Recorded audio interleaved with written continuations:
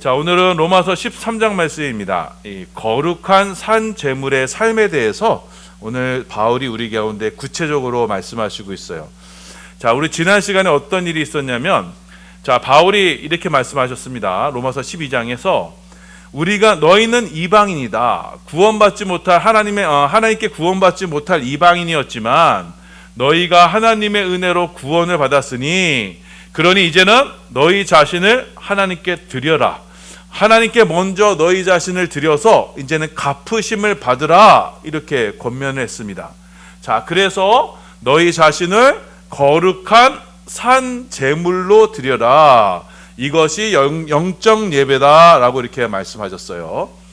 거룩한 산 제물로 우리를 드리는 겁니다. 여러분, 제물은 기본적으로 죽여서 드리는 거예요. 자, 그래서 거룩한 산 제물이란 무엇이냐? 살아는 있지만 나 자신을 죽여서 하나님께 드리는 거예요. 나의 옛 자아와 나의 옛 고집, 나의 옛 성품, 나의 옛 성깔, 이런 것을 다 십자가에 죽여서 하나님께 드리는 것을 거룩한 산 제물이라고 합니다. 자, 이 거룩한 산 제물로 드리는 방법이 두 가지였어요. 첫 번째는 주님의 몸된 교회를 위해서 각자 받은 그 은사와 직분을 따라 수고하고 헌신하는 거, 주의 몸된 교회를 위해서 헌신하는 것이 바로 거룩한 산 제물이었습니다. 두 번째 거룩한 산 제물은 무엇이었냐면, 자, 외인에 대하여, 곧 세상 사람들에 대하여는 어떻게 하는 자로? 축복하는 자로. 그래서 모욕을 당하고 수치를 당한다 할지라도 그들을 용서하고 사랑하고 또 당해주는 자로, 그래서 그러함에도 불구하고 용서하고 사랑을 베푸는 자로 살아라. 이것이 바로 거룩한 산 제물의 삶이다. 이렇게 말씀했습니다.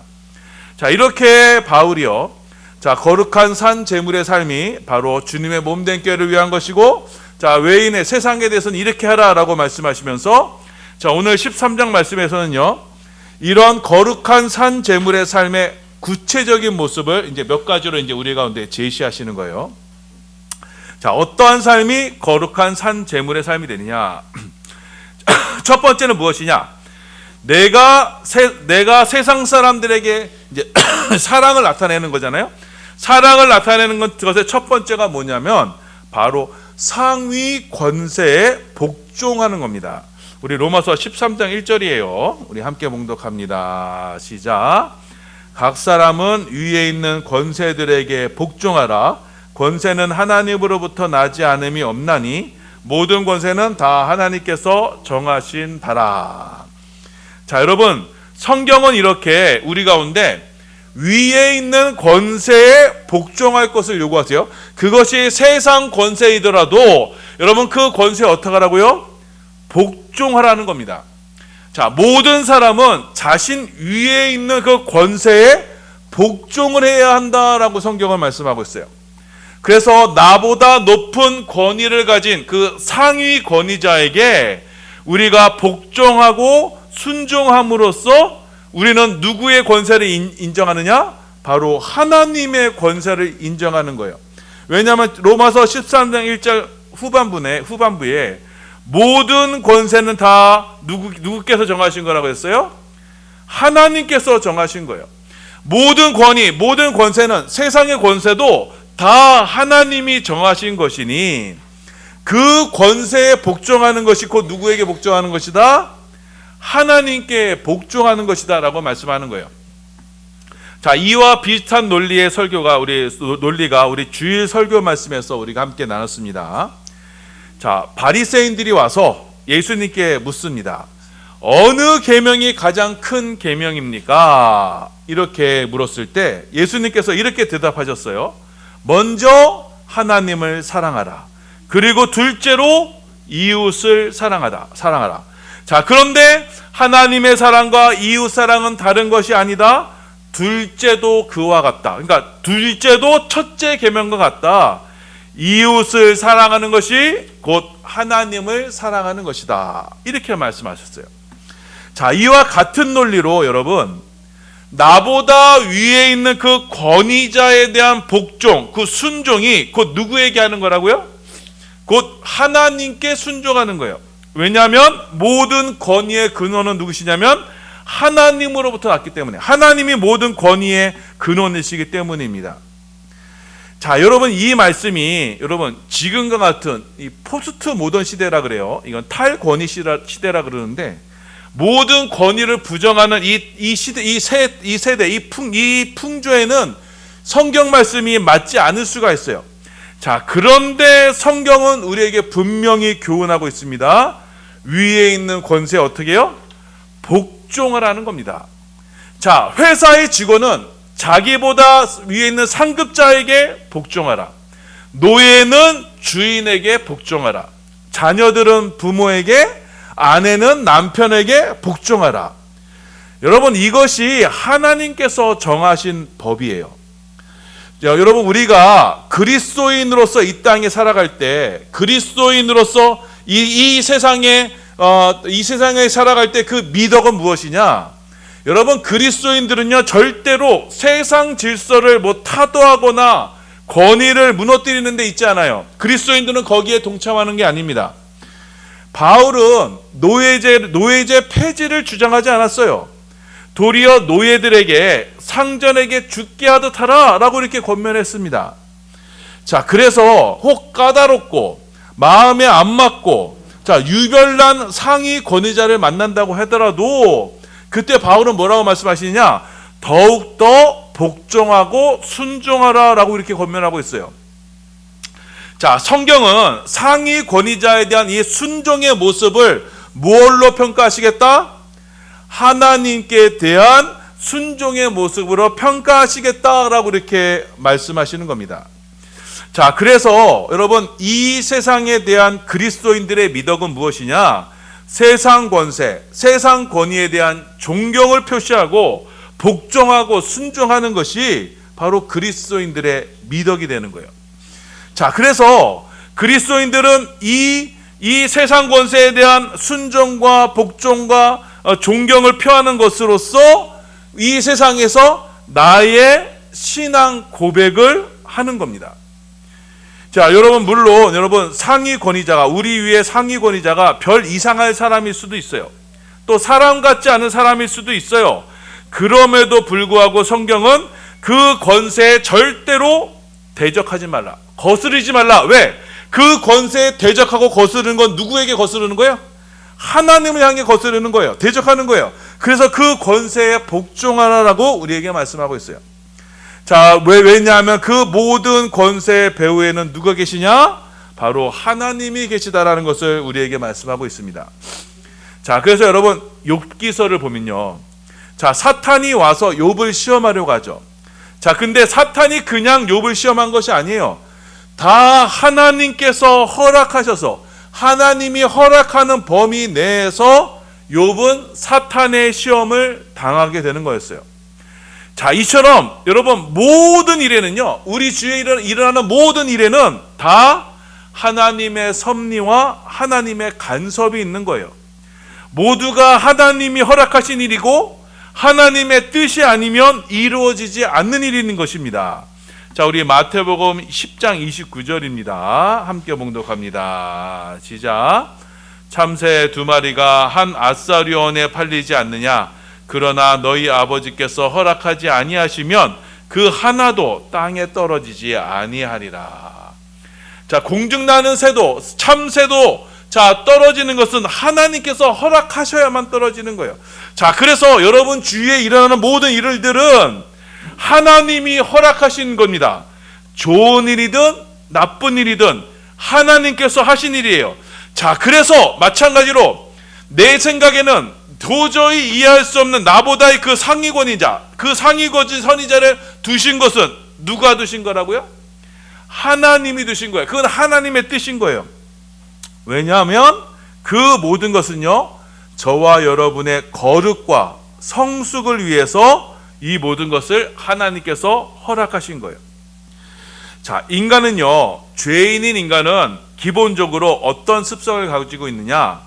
하나님을 향해서 불순종하고 대적하는 그런 죄성을 가지고 있어요. 자, 여러분, 선악과 범죄가 바로 그거 아니겠습니까? 자, 그래서 인간은요, 사람들은요, 자, 하나님께서 만약 일반 은총을 이 지구 가운데 거두어 가시면요, 모든 인간은요 자기 상위 권위자에게 대들고 들이받는 일을 서슴지 않고 자행하게 될 거예요. 그것이 비록 하나님이라고 할지라도 하나님을 향해서 반란의 창을 들이댈 수 있는 것이 바로 인간이에요. 자, 그렇기 때문에 하나님은요 우리에게 이해할 수 없는 상위 권위자를 우리 가운데 두심으로써 저와 여러분 안에 그 죄성, 상위 권위자를 대적하는 이 죄성을 다스려 나가시는 겁니다. 자, 욥이 그랬습니다. 욥에게요 이해할 수 없는 고난이 찾아왔어요. 그러니까 이해할 수 없는 사단의 권세가 그에게 찾아왔어요. 자, 그러자 그 고난 앞에서 욥이 어떻게 되느냐면 욥의 인간적인 면모가 다 드러나게 돼요. 그래서 나중에는 하나님을 향해서 원망을 쏟아냅니다. 자신의 생일을 저주해요. 또 그리고 자기가 알고 있는 하나님이 진짜 당신이 하나님이 맞느냐며 자기의 지혜로 하나님을 막 재단해 버립니다. 그러면서 나중에는 하나님보다 내가 더 의롭다라고 주장하기까지 해요. 여러분, 이것이 바로 선악과를 먹은 인간의 모습이에요. 자, 그래서 하나님께서 왜 나에게 이런 시련을 허락하시냐? 왜 나를 이 상황 속에서 집어넣으시느냐? 왜 이런 사람을 만나게 하시느냐? 왜 사업을 망하게 하시느냐? 등등으로, 자, 우리는 이해할 수 없는 상황에서 처하게 될 때 우리는 고스란히 무엇을 드러내게 되느냐? 하나님에 대한 원망을 드러나게 되는 거예요. 자, 그때 하나님은 우리의 그 원망하는 모습, 불순종하는 모습, 폐역하는 모습, 거스르는 모습, 그 모습을요 상위 권위자를 통해서 우리 가운데 드러내심으로써 우리가 얼마나 큰 죄인인지를 깨닫게 하고, 나중에 욥의 고백처럼 그가 진정으로 그 하나님을 만나게 되니 자신의 고난을 이해하게 되고 또 자신의 교만을 하나님 앞에서 고백하게 되는 겁니다. 자, 그래서 욥이요 그 숱한 시련과 고난 후에 뭐라고 어떻게 되냐? 내가 전에는 하나님을 귀로만 들었더니, 하나님의 말씀을 귀로만 들었더니 이제는 눈으로 봅니다라는 그런 위대한 신앙 고백을 하게 되는 거예요. 그 어려운 상황, 고난을 통해서 그가 그 모든 고난 후에 하나님을 더욱더 가까이 만나게 되는 겁니다. 이것이 바로 하나님께서 저와 여러분을 사랑하시는 방법이에요.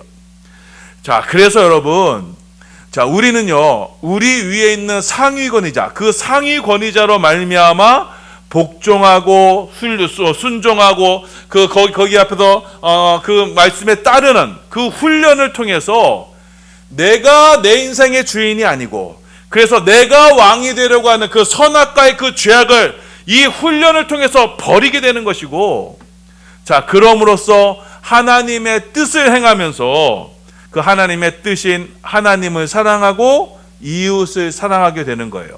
자, 로마서 13장 8절입니다. 함께 봉독합니다. 시작.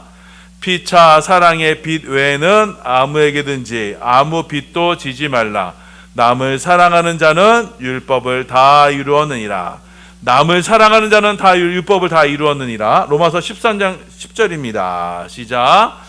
사랑은 이웃에게 악을 행하지 아니하나니 그러므로 사랑은 율법의 완성이니라. 자, 사랑이 곧 율법의 완성이에요. 하나님께서 우리를 향하신 하나님의 뜻의 완성이에요. 자, 이 말씀은 주일 설교에서 말씀드렸듯이, 자, 사랑을요 이제는 나 중심의 사랑, 나를 세상의 중심에, 나를 주인공으로, 나를 이 세상의 왕으로 두고 사랑하는 그 사랑, 그 자기 중심의 삶에서 벗어나 이제는 그 사랑의 중심을 다른 이에게 두는 거예요.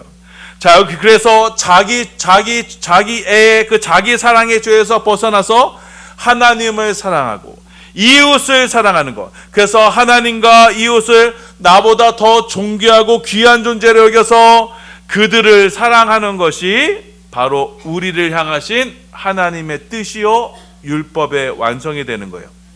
자, 그렇게 우리는요 상위 권위자와 나에게 주어진 이 환경 속에서 우리는요 내가 주인이 아니다라는 걸 거기서 깨닫고, 그래서 거기서 하나님의 섭리를 발견하고 그 모든 상황에서 내가 복종하고 순종함으로써 이제는요 하나님을 사랑하고 이웃을 사랑하는 자로 세워지는 거예요. 그렇게 사랑하는 자로 세워질 때 그들이 바로 예수 그리스도로 옷 입는 자들이 되는 거예요. 이처럼 예수님께서도요, 예수님도 이해할 수 없는 십자가, 하나님께서 명하신 십자가를 순종으로 받아들이셨듯이, 자, 그래서 그 십자가를 통해서 하나님을 향한 사랑과 이웃을 향한 사랑을 나타내셨듯이, 자, 우리도 그와 같은 삶을 삶으로써 하나님의 뜻에 온전히 복종하는 그 삶을 살아냄으로써 이제는 이 세상의 어둠의 이름 버리고 빛의 옷, 곧 그리스도로 옷 입는 것입니다. 로마서 13장 11절에서 14절이에요. 함께 묵독합니다. 시작. 또한 너희가 이 시기를 알거니와 자다가 깰 때가 벌써 되었으니 이는 이제 우리의 구원이 처음 믿을 때보다 가까웠음이라. 밤이 깊고 낮이 가까웠으니 그러므로 우리가 어둠의 일을 벗고 빛의 갑옷을 입자. 낮에와 같이 단정히 행하고 방탕하거나 술 취하지 말며 음란하거나 호색하지 말며 다투거나 시기하지 말고 오직 주 예수 그리스도로 옷 입고 정욕을 위하여 육신의 일을 도모하지 말라. 자, 여러분, 우리로 죽기까지 순종하신, 죽기까지 복종하신 그 예수의 모습이, 예수를 따르는 그 십자가의 모습을 우리가 이 땅에 나타냄으로써 우리는 예수 그리스도로 옷 입는 것이고, 그래서 우리는요, 그 예수 그리스도의 옷으로서, 이 순종, 복종하는 모습의 이 예수 그리스도의 옷으로서 이 불순종하고 거역하고 폐악한 이 어둠의 세상 속에 하나님께 순종하는 빛의 자녀로, 주의 영광을 드러내는 자녀로 세워지는 것입니다. 자, 여러분, 이것이 바로 거룩한 산 제물로 하나님께 드려지는 방식이에요. 자, 여러분, 이 말씀을 유념하시기 바랍니다. 그래서 여러분, 먼저 여러분 상위 권위자에게 복종하세요. 순종하세요. 사랑하세요. 자, 그 뜻을 내가 이해할 수 없더라도, 내가 그 사람의 뜻의 말에 내 생각에는 이해할 수 없더라도 그 뜻에 순종하세요. 학교에서는 선생님에게, 회사에서는 직장의 상사에게, 군대에서는 고참에게, 가정에서는 부모와 남편에게 여러분 순종하셔야 됩니다. 그 순종이 여러분 하나님을 향한 순종임을 명심하시길 바라요. 여러분, 형제를 사랑하지 않는 사람이 어찌 보이지 아니하는 하나님을 사랑한다 말할 수 있으며, 여러분, 부모에게, 이 상위 권위자에게 복종하지 않는 사람이 어찌 보이지 않는 하나님께 순종할 수 있다라고 말할 수 있겠습니까? 여러분, 내가 이해하기 때문에 순종하는 게 아니에요. 내 마음에 들기 때문에 순종하는 것이 아니에요. 하나님의 뜻을 믿기에 순종하고 복종하는 거예요. 그 십자가 후에 영광이 있기 때문에 순종하는 겁니다. 그래서 여러분, 이 순종의 훈련이 저와 여러분을 이 땅의 사랑의 도구로, 빛의 자녀로 다듬어 가신다는 것을 여러분 기억하셔서, 여러분, 이 세대는요 불순종의 세대예요. 요즘은요 대통령에 상해서 쌍욕 만말하는 것도 이제 서슴지 않아요. 왜요? 불순종의 세대가 됐기 때문이요. 이 불순종의 세대, 불순종으로 역사하는 이 불순종의 영이 가득한 이 세태 속에서 우리 반석의 성도님들만큼은 순종하는 주의 자녀로 나타나길 바랍니다. 그 순종하는 주의 자녀로 이 세상의 빛이요 소금으로 그리스도의 옷을 입고 주의 영광을 드러내는 우리 모든 반석의 성도들 다 되시기를 예수님의 이름으로 소원하며 축원합니다. 아멘.